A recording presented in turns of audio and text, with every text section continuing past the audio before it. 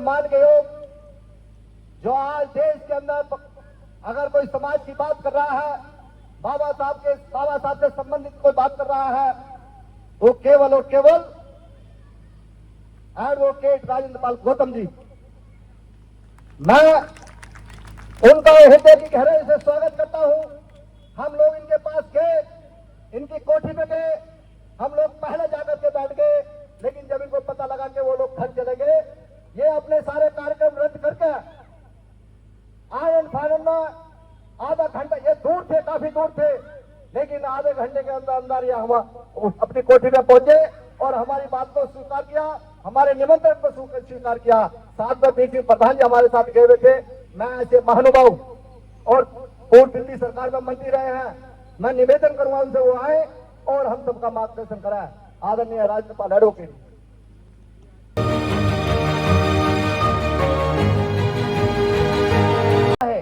और ये पीड़ा का विषय भी है कि पहलगाम के अंदर आपने देखा किस कदर आतंकवादियों ने शांतिपूर्वक तरीके से जो लोग अपनी छुट्टियां मनाने गए थे वहां आकर जिस तरह उनकी नृशंस हत्या की, इसने अनेकों सवाल भी पैदा किए हैं। और सवाल ये पैदा किए हुए आखिर इंसान राक्षस कैसे बन जाता है? आखिर एक इंसान दूसरे इंसान का खून कैसे पी सकता है? एक इंसान दूसरे इंसान की हत्या कैसे कर सकता है? हत्या करने वाला इंसान कैसे कहला सकता है? क्योंकि जो कोई आतंक पैदा करता है, भय का माहौल पैदा करता है, चाहे वो धर्म पूछ के हत्या करे, चाहे वो जाति पूछकर हत्या करे, आतंकवादी की कोई जाति और धर्म नहीं होता। आतंकवादी केवल आतंकवादी होता है। जो घड़ा छूने पर हत्या करता है, जो दलित को मूंछ रखने पर हत्या करता है, जो मंदिर के अंदर मूर्ति छूने पर हत्या करता है, जो घोड़ी पर बारात निकालने पर हमला करता है, जो दलितों को थूक चाटने पर मजबूर करता है, जो दलित आदिवासियों के ऊपर पेशाब करता है, वो भी आतंकवादी है। और जो धर्म पूछकर हत्या करता है वो भी आतंकवादी है। दोनों देश के दुश्मन हैं, दोनों संविधान के दुश्मन हैं, दोनों देश के अंदर आतंक पैदा करते हैं। और भारत इतना कमजोर नहीं कि इस तरह के आतंकवादियों को पनपने दे। हम लोग मिलकर एकजुट होकर ऐसे आतंकवादियों को जवाब देंगे। मैं उम्मीद करता हूं भारत की सरकार से कि चाहे वो देश के अंदर बैठे हो, चाहे देश के बाहर बैठे हो, जिन आतंकवादियों ने पहलगाम के अंदर बेकसूर लोगों की हत्या की है, उनको और उनके आकाओं को हर कीमत पर सजा दिलवाने का काम भारत की सरकार करेगी। पूरा देश भारत की सरकार के, भारत की जांच एजेंसियों के और सेना के साथ खड़ा है। लेकिन साथ में दुख के साथ मैं आपके साथ शेयर करता हूं, 5 साल से ज्यादा हो गए जब पुलवामा के अंदर भारत के सैनिक एक जगह से दूसरे जगह बसों से जा रहे थे और जहां चप्पे चप्पे पर गाड़ियों की जांच होती है, यहां तक कि सरकारी गाड़ियों की भी जांच होती है, वहां 350 किलो आरडीएक्स ले जाकर और आर्मी की उन बसों के साथ टकराकर हमारे सैनिकों की हत्या की गई। ये कैसे संभव हुआ? जहां चप्पे चप्पे पे गाड़ियों की जांच होती है वहां आरडीएक्स पहुंचा कैसे?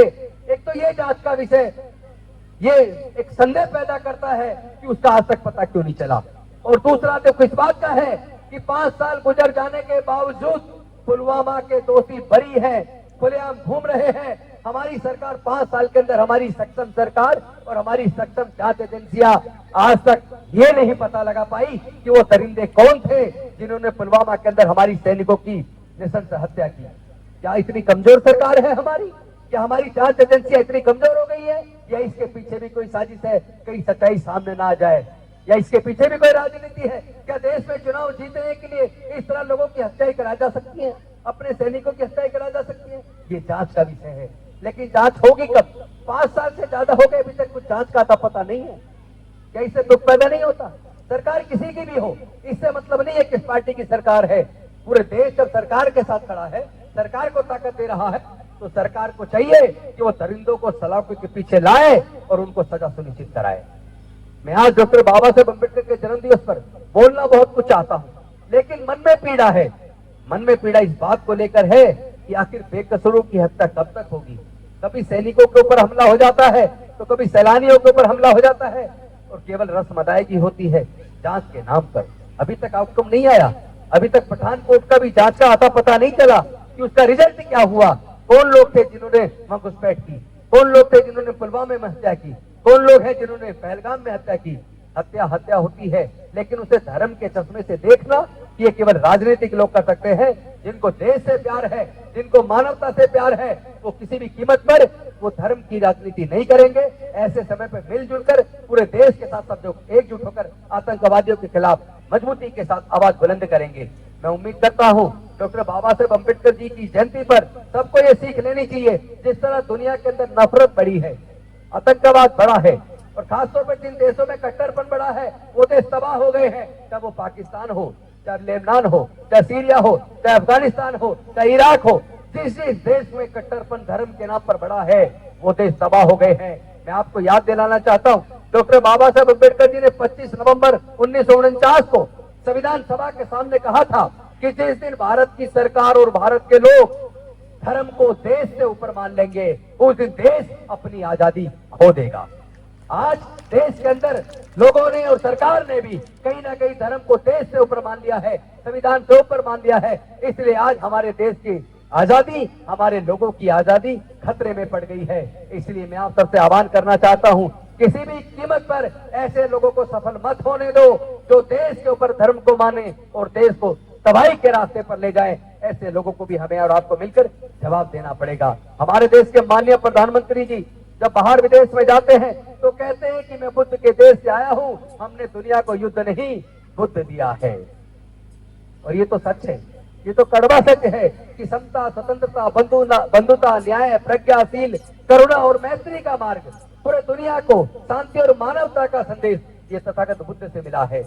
और पूरे दुनिया को अगर कोई चीज बचा सकती है युद्ध से, हत्याओं से, और वहां शांति स्थापित कर सकती है, प्रगति ला सकती है, तो वो केवल तथागत बुद्ध का धम्म है। इसीलिए डॉक्टर बाबा साहेब अम्बेडकर ने पूरे दुनिया के धर्मों का अध्ययन करने के बाद ये पाक वो समझ गए थे कि पूरे दुनिया का और मानव जाति का कल्याण केवल बुद्ध के धम्म में है। और वो बुद्ध का धम्म जिसके अंदर अंधविश्वास, पाखंडवाद के लिए कोई जगह नहीं है, जो वैज्ञानिक दृष्टिकोण से चलता है, जिसके अंदर सभी के प्रति, प्राणी मात्र के प्रति भी दया का भाव है, करुणा का भाव है, प्रेम का भाव है, सबके प्रति मंगल भावना है।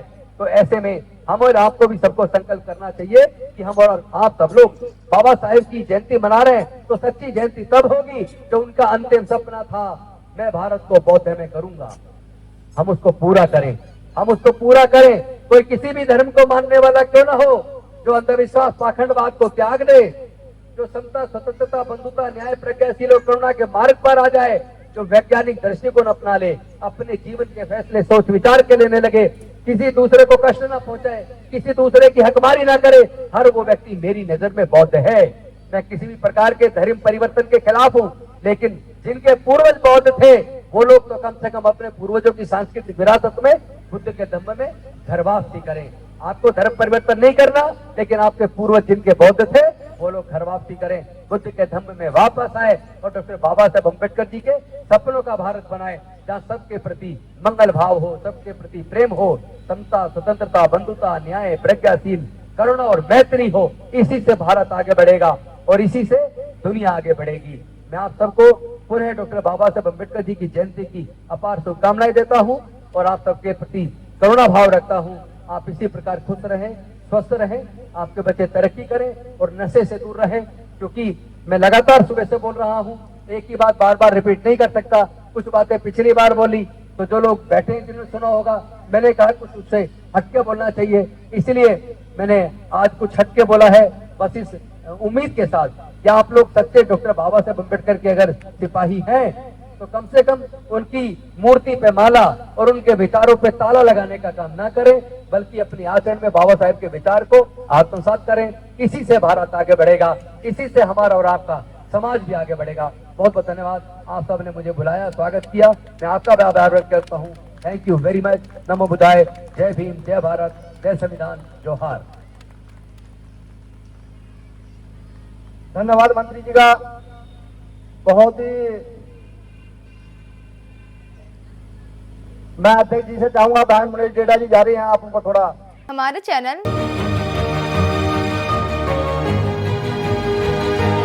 लाइक, शेयर, सब्सक्राइब देखना मत भूलिएगा। जय भीम, जय भारत, जय संविधान, नमो बुद्धाय। धन्यवाद। चैनल आर्थिक समस्या से गुजर रहा है। अगर आप बहुजन समाज में बाबा साहेब अंबेडकर और तथागत बुद्ध की विचारधारा को अधिक से अधिक लोगों तक पहुंचाना चाहते हैं तो हमें आर्थिक सहयोग प्रदान करें, ताकि हम अपने चैनल के माध्यम से देश विदेश में समता, बंधुता, एकता और संवैधानिक अधिकारों को ज्यादा से ज्यादा लोगों तक पहुंचा सकें। आप अपनी सहायता राशि नीचे लिखे खाते में जमा करा सकते हैं। खाता धारक गौतम रत्ना, खाता संख्या 316957686551, IFSC कोड SBIN 0060336, बैंक भारतीय स्टेट बैंक। आप हमारे बैंक खाते का विवरण स्क्रीन पर भी देख सकते हैं। जय भीम, जय भीम। मैं गौतम रत्ना गौतम फिल्म्स प्रोडक्शन में आपका स्वागत करता हूं। आप हमारे प्रोडक्शन हाउस के अंदर अपना कैरियर बना सकते हैं as a film director, as a producer and actor and actress and editor and cinematographer also. अगर आपको फिल्म से रिलेटेड कुछ भी प्रोजेक्ट आपको बनवाना है तो हमारे पास में पूरा सेटअप है, जिसमें फिल्म कैमरा है, शूटिंग लाइट्स है और एडिटिंग है।